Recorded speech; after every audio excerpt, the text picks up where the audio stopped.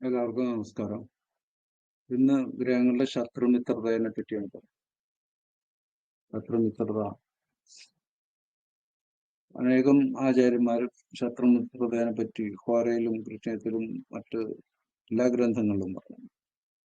പക്ഷെ ഇതില് സത്യാചാര്യ വചനമാണ് ഏറ്റവും ശാസ്ത്രീയമായിട്ട് അനുഭവപ്പെടുന്നത്. സത്യോക്തേ സുഹൃത ത്രികോണ ഭവനാൽ ശാന്തധീ ധർമ്മപ സ്വച്ഛായു സുഖഭാശ്ച ലക്ഷണ വിധേർ നാന്യേ വിരോധാതിഥി എന്നുള്ള ഒരു ശ്ലോകഭാഗമുണ്ട് ഹോരയില്. അധ്യായത്തിൽ 5-ാം അധ്യായം. ഗ്രഹങ്ങളുടെ ശത്രുമിത്രത സത്യാചാര്യർ പറഞ്ഞത് ഓരോ ഗ്രഹത്തിനും അതിന്റെ മൂലത്രികോണ രാശിയിൽ നിന്നും 2, 12, 5, 9, 4, 8 എന്ന ഭാവങ്ങളുടെ അധിപന്മാരും സ്വന്തം ഉച്ചരാശിയുടെ അധിപനും മിത്രങ്ങളാവുന്നു എന്നാണ്. മറ്റുള്ളവർ മിത്രങ്ങളല്ല. അതായത് 2, 12 അപ്പുറത്തും ഇപ്പുറത്തും, പിന്നെ 5, 9 ത്രികോണങ്ങൾ, പിന്നെ 4, 8 പിന്നെ 4-ലും 8-ലും 4 കേന്ദ്രമാണ്, 8 അഷ്ടമം. അങ്ങനെ 2, 12 അപ്പുറത്തും ത്രികോണം 4, 8 ഈ രാശികളുടെ അധിപന്മാര് മിത്രങ്ങളാണ്. അതുപോലെ തന്നെ സ്വന്തം ഉച്ചരാശിയുടെ അധിപനും മിത്രങ്ങളാണ്. മറ്റുള്ളവരും മിത്രങ്ങളല്ല.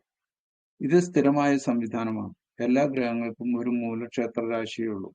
അവിടെ മുതൽ 2, 12, 4, 8, 5, 9 രാശികളുടെ അധിപന്മാർ മിത്രങ്ങളും ഇതിൽ പെടാത്ത 3, 6, 7, 10, 11 എന്നീ ഭാവരാശികളുടെ ഉപജരാശികളും 7, 3, 6, 10, 11, 7 അധിപന്മാർ ശത്രുക്കൾ.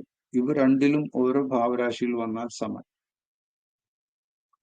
ഈ അടിസ്ഥാന നിയമപ്രകാരം സൂര്യന്റെ മൂലക്ഷേത്രം ചിഹ്നം. മിത്രങ്ങൾ 2 ബുധൻ, 12 ചന്ദ്രൻ, 4 കുജൻ, 8 വ്യാഴം, 5 വ്യാഴം, 9 കുജൻ.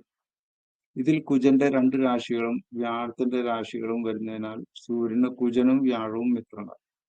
ചന്ദ്രന് ഒരു രാശി ആധിപത്യമുള്ളൂ, അതിനാൽ ചന്ദ്രൻ മിത്രം. ബുധന് ഒരു രാശിയുടെ ആധിപത്യം ഒന്നുള്ളൂ, അതിനാൽ സമൻ, കാരണം അടുത്ത 2 രാശിയുടെ ആധിപത്യം. ശനിയും ശുക്രനും ഇതിൽ വരാത്തതിനാൽ അവർ രണ്ടുപേരും സൂര്യന്റെ ശത്രുക്കൾ. ഈ വിധം എല്ലാ ഗ്രഹങ്ങളിലെയും വിസർഗ ശത്രുമിത്ര സമന്മാരെ നിശ്ചയിക്കാനാകും. ഈ ശത്രുമിത്ര സ്ഥിത ശരിയായി അറിയുന്നതിന് ഗ്രഹങ്ങളുടെ പഞ്ചഭൂത സംബന്ധം അറിയേണ്ടതാണ്. പഞ്ചഭൂത സംബന്ധത്തില്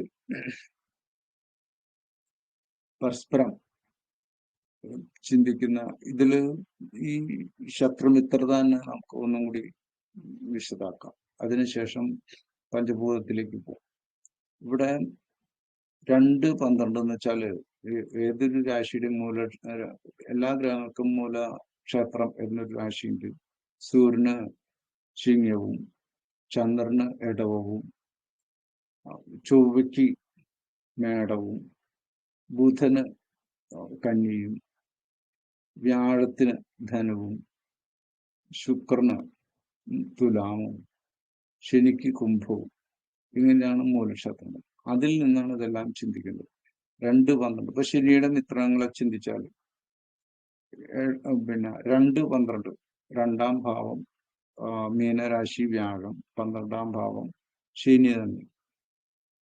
പിന്നെ 4, 8 4-ാമത്തെ രാശി ശുക്രൻ, 8-ാമത്തെ രാശി ബുധന്റെ കന്നി. പിന്നെ 5, 9 5-ാമത്തെ രാശി ബുധന്റെ മിഥുനം, 9-ാം രാശി ശുക്രൻ. അപ്പൊ ശുക്രന്റെ 2 രാശികളും ബുധന്റെ 2 രാശികളും വന്നു. പിന്നെ അതുകൊണ്ട് വ്യാഴത്തിന്റെ ഒരെണ്ണം വന്നു, പിന്നെ അവനവന്റെ തന്നെ വന്നു. അപ്പൊ വ്യാഴം ഒരെണ്ണം വന്നുകൊണ്ട് സമനും, ശുക്രൻ 2 വന്നുകൊണ്ട് അയാൾ മിത്രവും, ശനിക്ക് മിത്രവും. ബുധനും 2 വന്നുകൊണ്ട് ബുധനും മിത്രവും. ബുധൻ, ശുക്രൻ ഇവർ മിത്രവും, വ്യാഴം സമനും, ചൊവ്വ, ചന്ദ്രൻ, സൂര്യൻ ഇവര് ശത്രുക്കളുമാകുന്നു.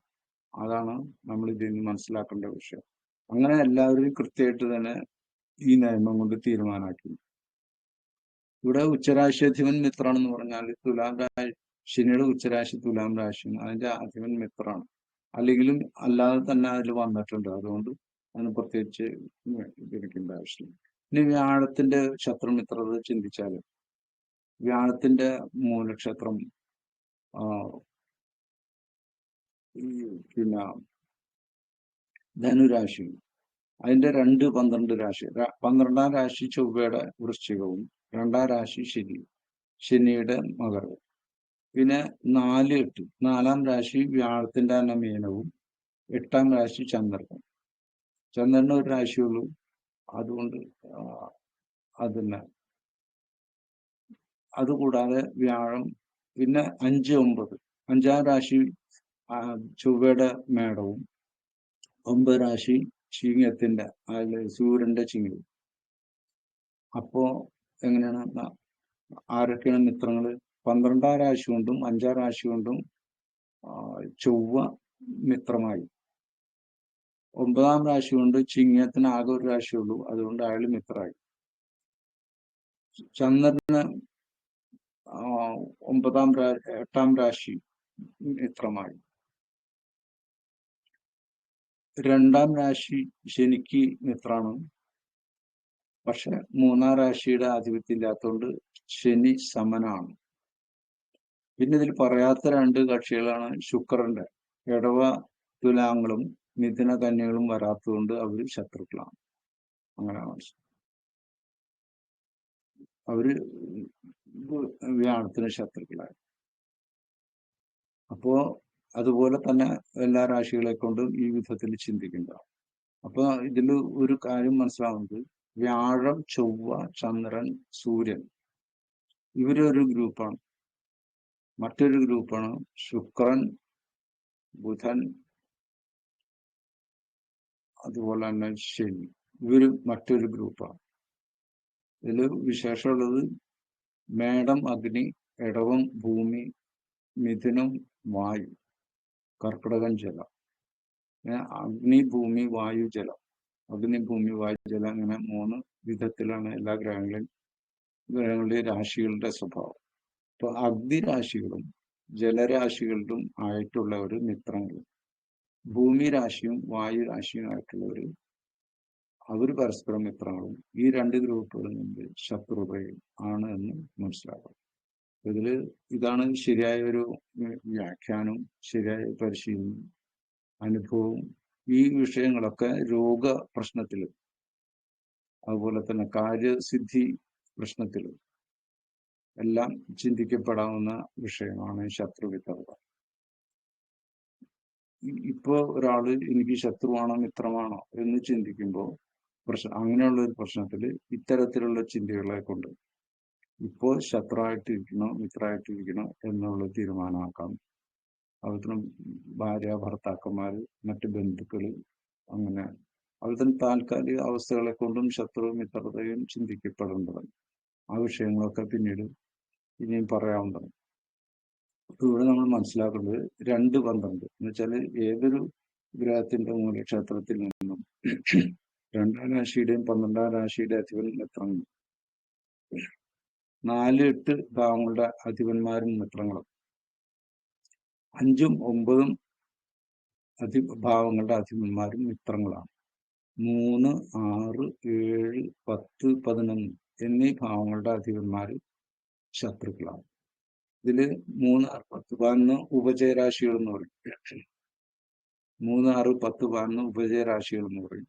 7ാം ഭാവം കൂടി ചേർത്ത് 5 രാശികളുടെ അധിപന്മാര് ശത്രുക്കളായി തീരും. അപ്പം 3, 6ന്റെ ആധിപത്യം ഒരു ഗ്രഹത്തിന് വന്നാൽ അയാൾ ചിന്തിക്കപ്പെടുന്ന ഗ്രഹത്തിന്റെ ശത്രുവാണ്. അതിൽ 3, 6, 7, 10 കാണും. ഇപ്പം ധനുരാശിയുടെ തന്നെ വ്യാഴത്തിന്റെ 7ാം ഭാവാധിപൻ ബുധനും 10ാം ഭാവാധിപൻ ബുധനുമാണ്. അപ്പൊ 3, 6, 7, 10 പറഞ്ഞത് അയാൾ ശത്രു. അതുപോലെ തന്നെ 6ാം ഭാവാധിപൻ ശുക്രൻ, 12ാം ഭാവാധിപൻ ശുക്രൻ. അപ്പം വ്യാഴത്തിന് ശുക്രൻ ശത്രു, 2 തരത്തിലും ശത്രു. എന്നാൽ 2, 3 ഭാവാധിപത്യം വരുന്ന ശനി സമനാവും. 3ാം ഭാവത്തിൽ കൊണ്ട് ശത്രുതയും 2ാം ഭാവം കൊണ്ട് മിത്രതയും വരുന്നതായാലും സമനാവും.